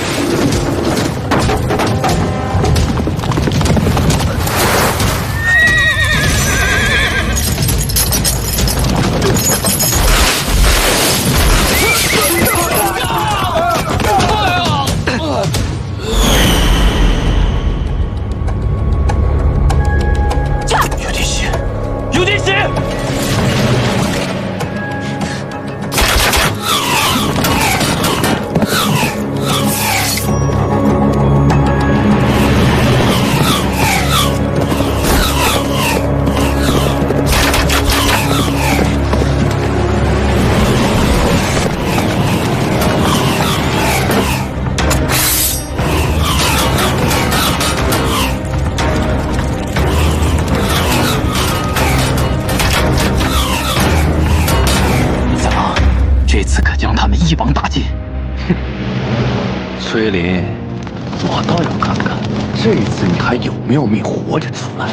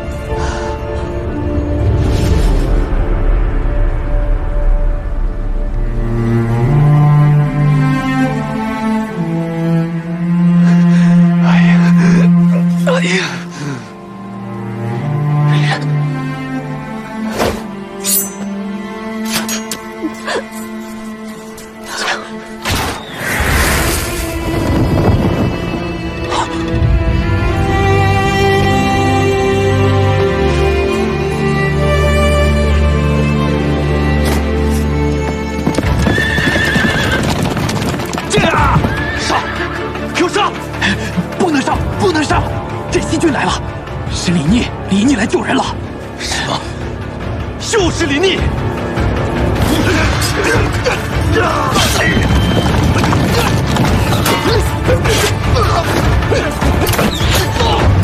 公子，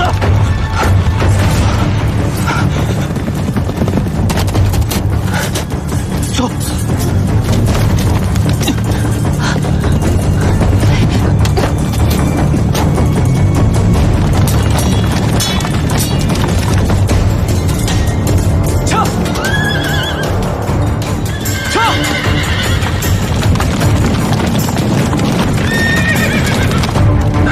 眼睁睁地看着崔林和何氏逃掉，镇西军可不是好招惹的。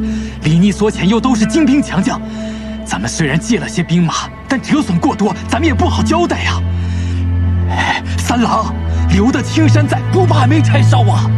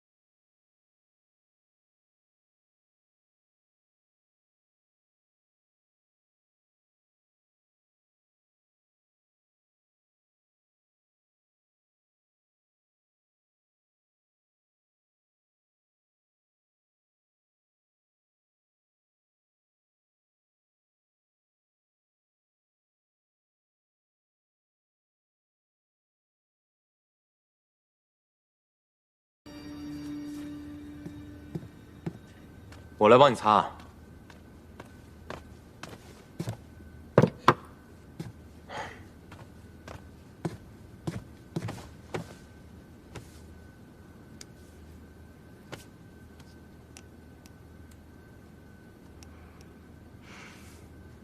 那个山谷地势险要，你知道对方藏了多少兵马？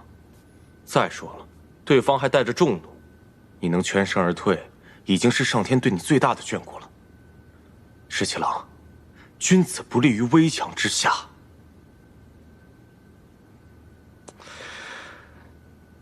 你说你好好一个武将，怎么偏偏要学你大伯那样，引经据典，整天长篇大论的？我们刚刚攻下潼关，正是谋划收复京都的重要时刻。你要是出了一点点差池，你让我们怎么办呢？再说了，那个何氏，他是崔家军中的人，你为了救他这么拼命干嘛呀？谁说我是为了何氏才去救人？你不是为……我是为了救崔公子。你觉得我信吗？我觉得你信。行，你说什么都对。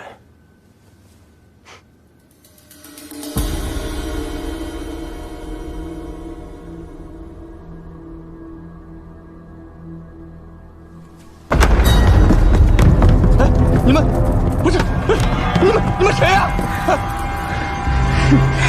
李逆竟敢杀了我弟弟！他怎么敢杀了我弟弟？我现在就杀了你，给我弟弟偿命！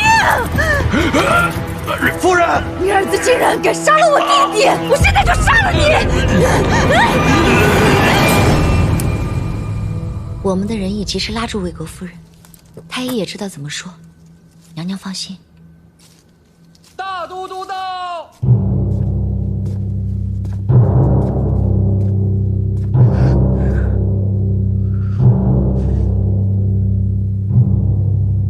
请大都督恕臣无能，梁王惊惧过甚，脉搏本已十分微弱，更兼适才又因夫人之怒窒息良久，这心胆之气已散，药石罔效，已经过世了。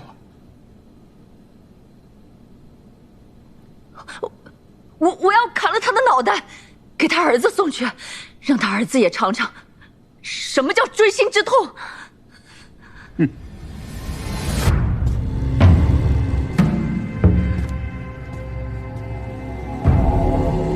此人死不足惜，封锁消息，将那骨灰烧化，挫骨扬灰，替郑国公报仇。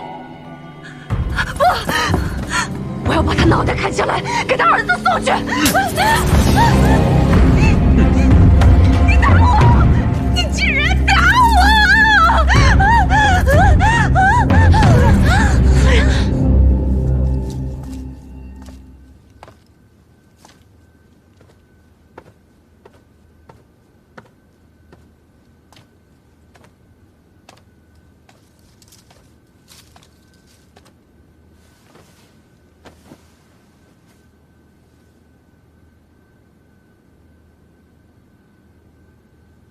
怎么了？梁王死了。什么？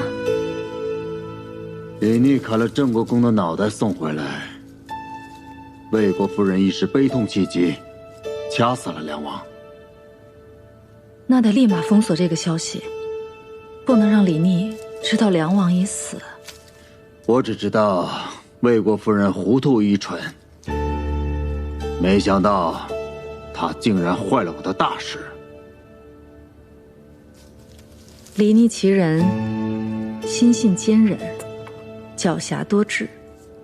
便是梁王活着，他也未必会退让。大都督不必懊恼。娶妻娶贤，我就是娶错了妻子，才会痛失洛阳。虽然是这样，哪怕他一错再错，大都督也从未对他如何。想必是糟糠之妻，毕竟在你心中不同寻常。你这又是何必呢？她是你名正言顺的妻子，我就是不喜欢她。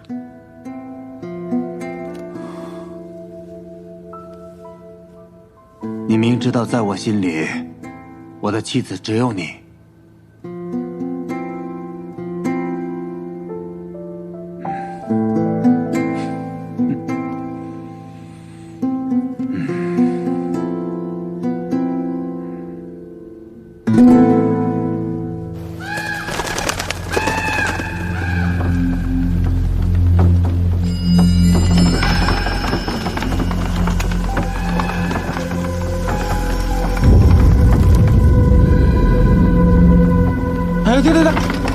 就这儿吧，赶紧烧了得了。上头可吩咐了啊，要挫骨扬灰。是。怎么这么瘆得慌？是啊。二位大人，这棺木落葬之时啊，阴气重得很。这几日宫里几个人犯了错，被拉了出来，都是被活活打死的。所以乡老传言，有恶鬼作祟。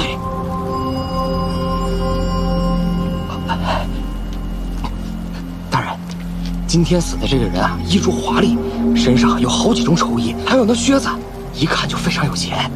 您看看这，与其烧掉，还不如卖给我们当钱呢。你们连死人的财都敢发，哎，怪不得总有人使银子。萧江的脑袋想领这份差事。哎，行吧，你们手脚麻利点啊。好嘞，上头说了，得让我们亲眼看到他烧成灰才行。二位请。快换，快换！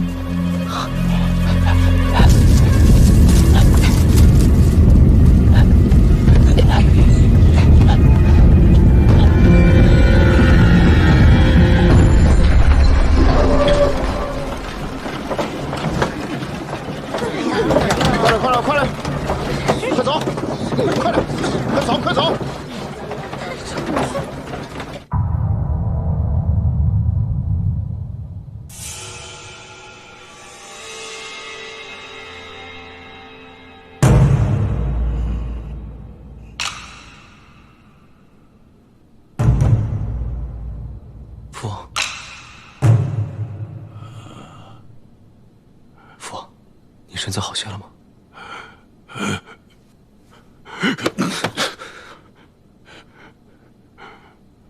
吾非嫡长，如杀父王，吾必称帝谢之。这是你写的吧？啊，是。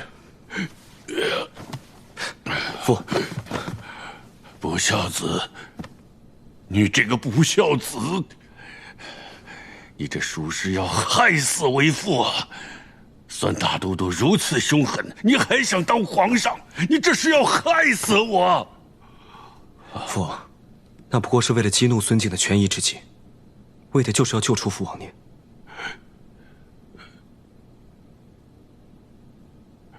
救出我？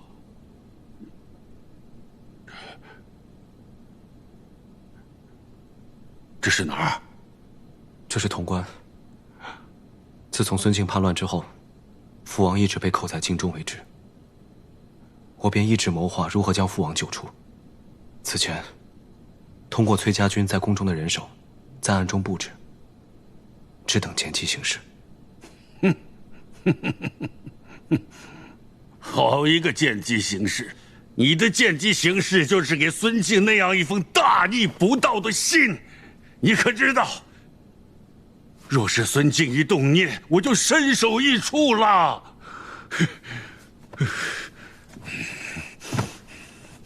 父王，我知道您看到信之后，定会勃然大怒。您向来身体不好，时常头昏，我想一气之下，您必然会昏倒。我命人用假死的药物，让父王假死骗过孙敬。等到入殓时，再李代桃僵，将父王救出。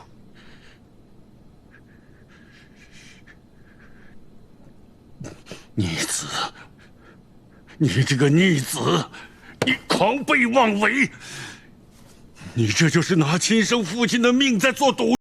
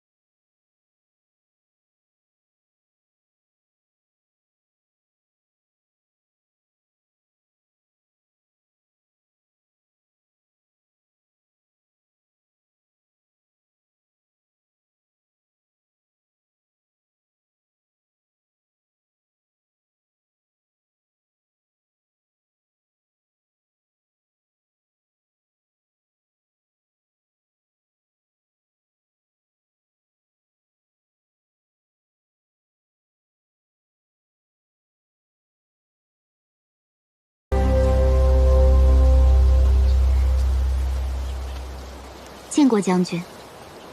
听说迎回了梁王殿下，我便炖了一盅松蘑鸡汤，把油撇了去，再清淡不过。想着梁王殿下历经艰险，身心俱疲，用一些清淡养神的饮食，也可修培元气。皇孙不知道，我们小姐亲自守着小炉子，炖了好几个时辰呢。秋翠，多嘴。顾小姐费心了。将军这是哪里的话？将军是要办大事的人，忙于军务。婉娘身无一技之长，又是柔弱女流，在军中添了不少麻烦。既然迎回了梁王殿下，请将军允许婉娘来照顾梁王殿下的衣食吧。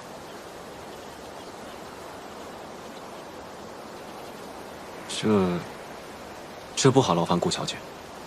如今父王刚被救出来，还有些心神不定，脾气也不太好。请将军不必顾虑，婉娘在家中也曾侍奉亲长，知道有恙在身，疾病苦楚，自然是会有些脾气的。请将军放心，婉娘一定能照顾好梁王殿下的。是啊，我们小姐可细心了，当时我们主公生病，都是她施及的。还请将军让婉娘略尽绵薄之力。那便有劳顾小姐了。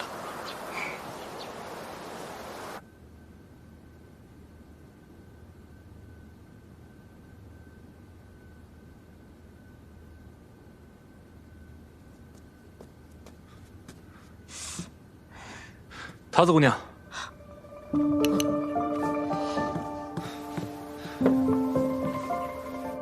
你伤好些了吗？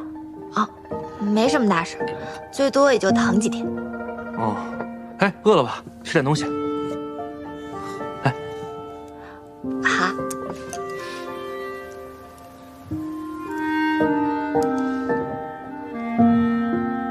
怎么了？面不好吃吗？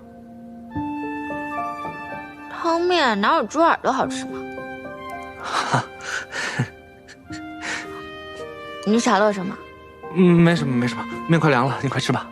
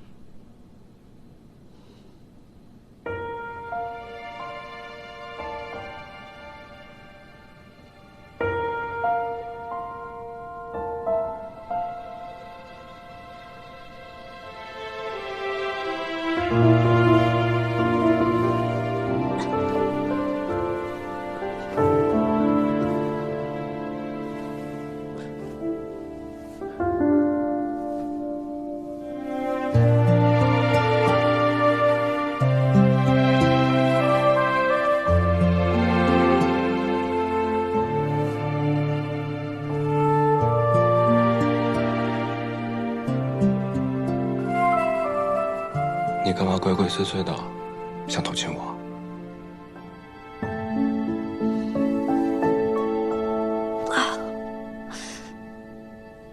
你有什么值得我偷亲的？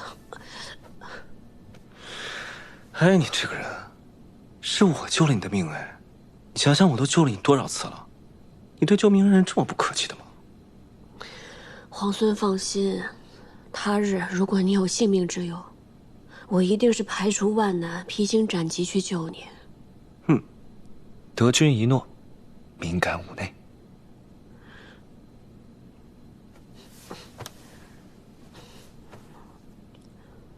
你是怎么知道有人要伏击我们的？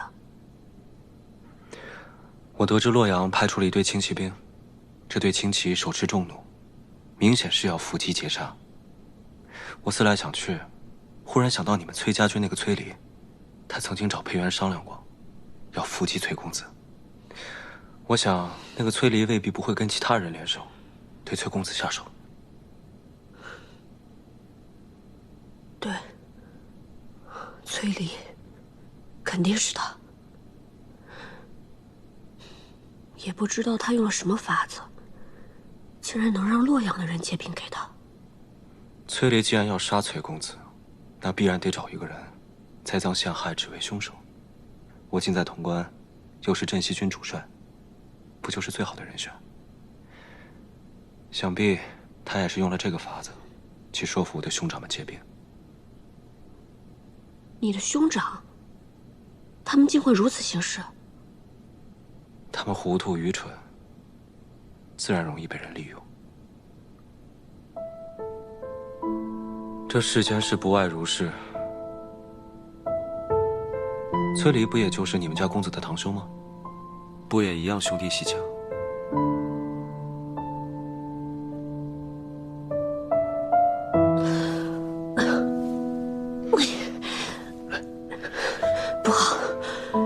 州之事肯定更为蹊跷。公子呢？桃子呢？他们都受伤了吗？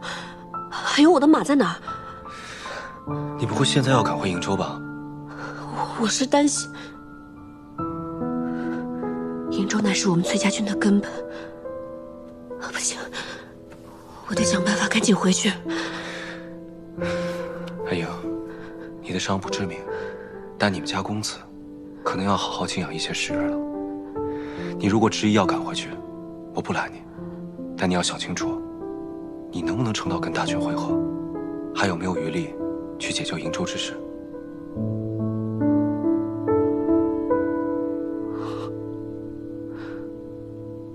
别着急，事已至此，不如我们想想，还有没有别的办法。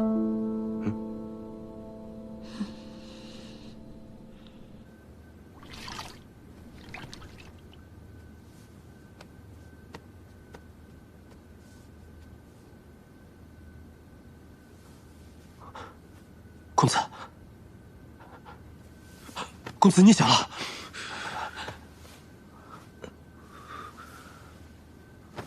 阿英呢？公子放心，校尉没事，只是受了些轻伤，不碍事的。那就好。阿醒呢？阿醒呢？公子，阿醒去了。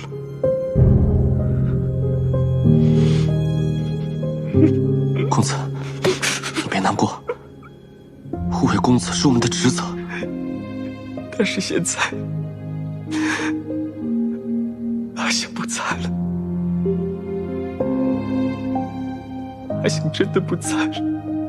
公子，阿醒也不像你这么难过。我与阿醒都是没人要的孤儿。若不是公子和校尉收留我们，让我们留在崔家军，哪有我们的容身之处啊？能为公子而死，阿醒不会后悔的，我也不会后悔的。我不许你说这些话。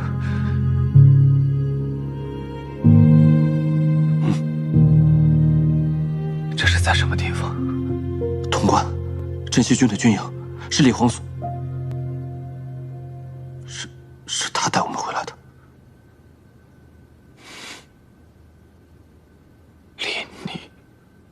公子，你先好好休养吧。刚才桃子给公子号过脉，镇西军里的医士也给公子看过了，都说公子伤势不轻，得好好静养。我不能待在这里。公子，事急从权，咱们得先养好了身体再做计较。此去瀛州还有千里之遥，若是公子不保重，那才是伤了根本，全盘皆失。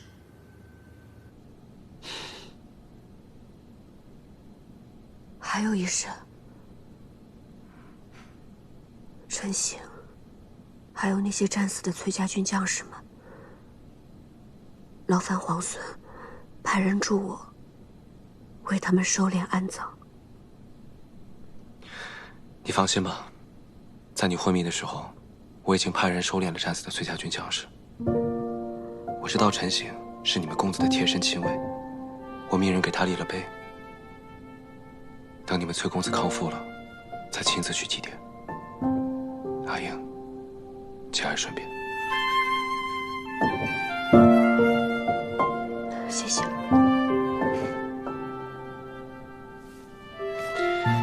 好了，既然醒了，就该吃药了。桃子千叮万嘱，让我千万盯着你吃药，免得伤口化脓。好苦啊！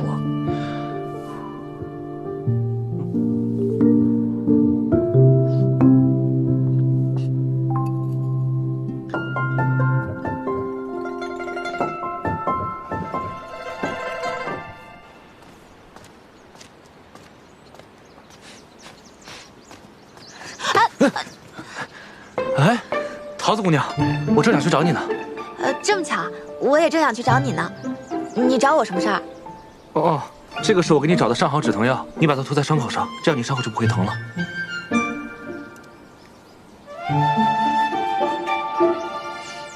傻子，你忘了我自己就会配药啊？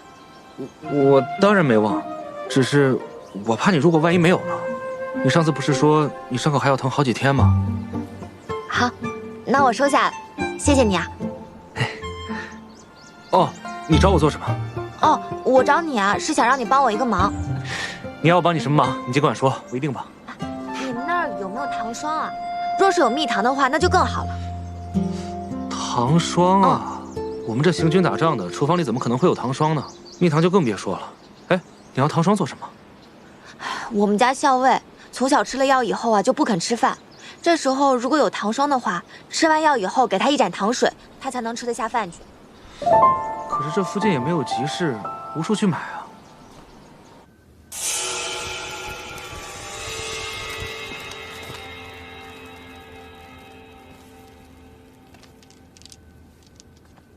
梁王已经平安到潼关了，指望太孙也能够逢凶化吉，遇难成祥。娘娘放心，太孙定能安然无恙。李逆已经自取潼关，想必孙敬已经心中自乱了。你看，他今日已经下令征粮，让城中的百姓每家都囤足够3月所食的粮食。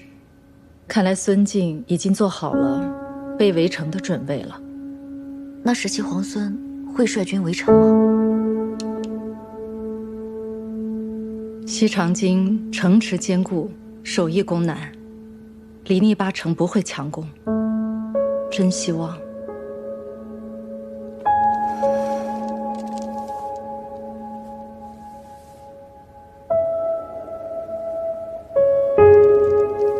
在孙敬召回征百越大军之前，李逆就能光复西长京。